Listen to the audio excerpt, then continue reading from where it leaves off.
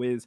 This should be an interesting one. I feel like the Steven Arya could work very, very well in situations where Arya wants to be able to ladder someone off the top, and we see situations like before where someone could possibly get reversaled, where Steven could throw in a bubble, protect Arya when she goes up there from getting reversaled herself or taking any damage, and she can get those clean up special and the up air confirms. That is exactly what I think LightWhisp and Wiz will be looking for and looking to set up.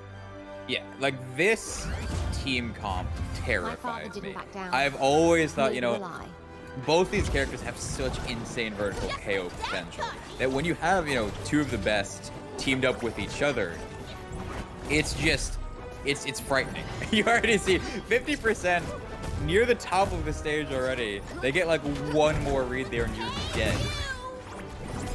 Oh yeah, the reads are definitely going to be crazy, but if blue team wants to be able to get in this, you're going to have to see TLTC on the Taz be able to just absolutely disrupt LightWhisp. I feel like that's going to be really key on the Taz. Kind of just going in, making it difficult for LightWhisp to support Wiz, and if that happens, we will see a lot less value coming out from Red team. I think it's really interesting that we see another Taz Velma because you have Courage and Zage, I believe. Yes, those two running the same team composition, and I always thought it was just because they both individually like those characters. But like seeing another team kind of implement the same strategy makes me curious about what about these two characters specifically synergizes so well. I feel like it's mainly just because Taz is a character who kind of just goes in and just wants to create space and create havoc. Oh, Velma kind of just sits back, and right now, blue team doing a very good job of that. Look at that forward air into the up air, grounded up attack confirmed from Saiki. This is exactly what blue team wants, able to establish a little bit of a lead. And red having trouble finding their KOs. Yeah, I mean, it's crazy to see because like, Velma is the type of character where you want to jump on them, but I do see that like with Taz, especially when they have like that tornado out, you gotta respect it. You can't really, you know, you can't just charge in blindly. And while you're taking that time to respect it, Velma's throwing out lasers, Velma's throwing out bubbles. So I can definitely see it. I can see it, and it's working to great effect here as they're up 2 stocks here in this first game. Oh yeah, blue is playing very comfortably right now. They are at these higher percentages, so red might be able to find something, and there it is. It looks like that was the combination of an up air from Wiz and an up air from LightWhisp. But this is exactly what red needs if they want to be able to get back in this. But blue playing a very good job of just staying alive and playing the long game. I'm never gonna get tired of Steven Shields. Just the constant pinball noises all the way across. Oh my wait Lord, a minute! Oh my God! Pile. Dogpile coming out here from TLTC and Saiki. Saiki hopping into the dogpile along with them. The changes to that move, it has a lot bigger of a hurt box now, and when your teammate jumps into it, the hurt box increases along with the damage and knockback, killing Wiz at an incredibly high percent. It seemed like they like stacked the laser for that too. Like that was just incredibly well played. Yeah, absolutely amazing. I didn't notice the beam coming out from from Saiki there, but it might have, because that knockback was absolutely insane. I mean, Wiz literally just flung themselves like off of the screen. They were just gone. And like that was from stage too, so they should have had, you know, an additional jump, additional dodge if they wanted to break that momentum. That was just pure knockback all the way to the side. Oh yeah, that is exactly what Saiki and TLTC are going towards need, because be able to get those big KOs on the Taz just being able to just go in and wreak havoc, as we were discussing earlier. I think that's what helped them out a ton. We didn't really see too many situations where LightWhisp could kind of sit back and be able to just pop in and out as Steven. It seemed as though LightWhisp was just almost always in the fray and couldn't really find situations in which they needed to throw out a bubble to help out Wiz there. But in that situation, TLTC and Saiki coming up on top.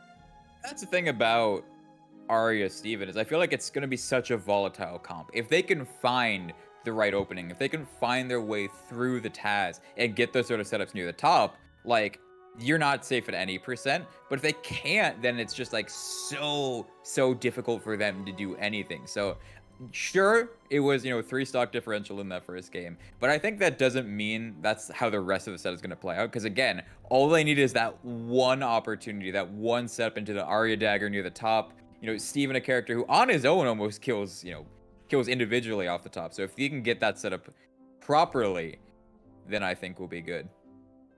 Oh yeah, I agree with you on that. That's the thing though, Bio, is that as you're saying, like it's the setup. Like they have to get a setup in order to kill. Characters like Taz in this situation, supported by a Velma, does not need setup to get the kill. I feel like that's Yep. maybe the big difference between these two compositions. It's like, do you want to just be the person where you can just press a move and then just kill someone, or do you want to play the character where it's like you have to land several attacks in a row, sometimes calculated attacks off of a read or something like that in order to get a KO? It's like which it's the class of two playstyles, really. Which Yep. one do you want to have, and which will be the most effective? And right now, TLTC and Saiki sticking with the press button win. Yeah, I mean, traditionally, consistency always beats out peaks, but in a game this swingy, in a game that can get this crazy, I still think there's potential. I still absolutely think there's potential because, like, you got 4 stocks to work with, and if you can lose a game in 2 interactions, yeah, I can see it. But right now, again, like, the start is so hard for this red team. Like, they're playing very disjointed from each other. That's something that I'm noticing. They're not really like working together to kind of press an advantage. And when you're playing this team composition, that's what you need to be doing. You need to be ready as soon as your teammate pops someone up to get the follow-up. But if you just try and do 2 1v1s, there's not the same kind of synergy here. Oh yeah, there isn't really too much of that. It feels as though right now we see members of Red just kind of playing their own individualistic game. Setups from LightWhisp, we see some of the shields being set up, but I don't really see too much of the purpose of them. I don't really see Wiz using them too much to their advantage. We see Wiz fall off on the right side of the stage, but it's like, what can Wiz do with the shields being set up from LightWhisp? LightWhisp is almost using them in a selfish manner, as you were saying earlier, Bio. And on the other side too, like you saw LightWhisp getting the combo, and then Arya just jumps off stage and goes for an edge guard. Like, that's not how the team comp really works out. Like, you have to be stacking on top of each other. Like we saw, in that first set, such good synergy, both ready to play off each other's kill confirms. And that's just not what we're witnessing right here. And it's especially tough on a team comp like this that requires it. Oh yeah, definitely agree with that. There goes the up airs coming out from Wiz. I really love that. There comes Red Team trying to get back into this, finding their 2 quick KOs, but we know that LightWhisp is at this 117. And yet you see how strong that is when they're piled on top of each other. So they have the lead now. Any damage they can get here will do them so much good. They gotta look out for that tornado though. If they get hit once, they are dead. And the Velma, I never expect a light bulb to actually kill someone, but gets the job done just fine. Oh yeah, that up air is very, very powerful. Along with grounded up attack, it has so much potential in order to combo. There's the dog pile coming out, and Wiz dying over on the right side of the stage. Match point for Blue. If Red was able to bounce back in this, they're gonna find some way to get an early KO, because both members of Blue are staying nice and minty fresh. And again, it's doable, but they're separated right now. LightWhisp has to get over there. The Arya dagger, they're both next to each other. There we see it. Right up into Steven's waiting arms. But it's match point for both sides right now. Taz is the aggressor. You see him already priming that NATO. Not gonna be enough just yet to get the KO, but the pylon will do it. And a very good call out there too. Light got just over eager to get back on stage, jumps right into the pylon, and that's a 2-0 advantage here for Saiki and TLTC. Man, that was a situation where I totally thought the Red Team was going to be able to find some way to bounce back. That was a clutch up air coming out there from LightWhisp, but Blue taking full advantage of their size of their hitboxes, and TLTC doing a great job of just being able to clean up. As we see Saiki being the person dealing the most damage there, but I feel like TLTC just does such a great job of just disrupting the enemy team and making it difficult for them to work together. But we also see, as you mentioned earlier, Bio, Red Team really playing a very individualistic playstyle from both players. So it's really going to come down to them switching up their strategy and figuring out a way to possibly either apply pressure to Saiki or completely just take out the value from TLTC on the Taz. And I really don't think I really don't think the stage picks will change too much here. Yeah, it looks like they're actually running it back to Cromulons. Because, you have the potential for some early KOs if you, get on those side plats, but it's not really going to make too much of a difference if you continue to play that disjointed from each other. Yeah, I'm not necessarily sure how stage pick is going to be able to change up too much. I feel like, well, in terms of like strategy, I feel like with red, Cromulons is a stage where the top blast zones are a little bit more favorable than the sides. The sides are very, very wide. So maybe if we could see possibly some up air chains or up special kills coming off of the top from either Arya or from Steven could work very well. But in terms of blue, they've just been doing a great job, like you were saying, disrupting and just. I don't even know really in terms of red. It's kind of difficult to figure out how they're going to be able to get away back into this. I really feel like they just have to play together, look for their own combos, and be able to work together on the same character. As what's kind of happening right now. Yeah, you see that adaptation coming through, what we've needed to see so far. And that's the thing is, even if you don't get the KO, like these two characters still do a lot of damage with each other. Oh yeah, for sure. They deal a lot of damage, and Steven, for a support character, has definitely a lot of utility in terms of being able to just combo, like raw combo their enemy. Oh, and yet there we go. We see Light trying to follow up. They're finally starting to find their stride. We got no longer the cop car, the mystery machine jumping to its death off the side. Yeah, definitely not trying to get canceled here today, but here goes the up special. Up special coming out here from LightWhisp, able to get that kill for red, and red looking like they're finding their stride, as you were saying, Biover. The one thing that does worry me about the stage is, sure, there is the platform now, but once those sidewalls break, it's just a flat stage, and it can be pretty hard to get those strings off the top if you don't have, multiple platforms to work with. Yeah, as we see that very beautiful time beam coming out there from Saiki, able to get the snipe. As we see going over the top, getting the very good exchange with the up special into up air. Warrior coming out here from LightWhisp on the right side of the stage, getting really quick KOs for red. This is exactly what they wanted. They want to get back into the set. And I mean, yeah, fantastic work, both individually finding the outplay, closing out those stocks. Still pretty low damage on the blue side because they both just did respawn. So sure, you only need one if you're on the red side here, but yeah, you have to be careful. You finally start to see that setup there from the Arya. LightWhisp ready to capitalize. That's what I was looking for. We got a game 4 and red team on the board here. Who won? Yeah, that is exactly what red team needs to be able to get back into the set. I want to say, as we see right there, LightWhisp with the 3 KOs and the 218 damage. Absolutely amazing display coming out from them. I really saw a decent amount of adaptation. LightWhisp playing a lot more with their teammate. It seems as though they figured out each other's play styles and are ready to create their own strategy off of it, and it is working very, very well for them right now. I wonder if they're listening to commentary. they might be, it might just be, but they're definitely playing. They're definitely playing a lot better this next game here. Playing, they've been adapting to each other's play styles. Right now, LightWhisp and Wiz have definitely been on the synergy game for sure. They're following up off of each other, getting those kills off of the top, and that is exactly what they need to be doing. That sort of scenario. Karma on the stage. It's kind of harder to kill on the sides, and red team taking full advantage of it. Bio. And so the question is, you're down. You were down 2 games. Now you have to win 3 in a row, 2 of them on your opponent's counter pick.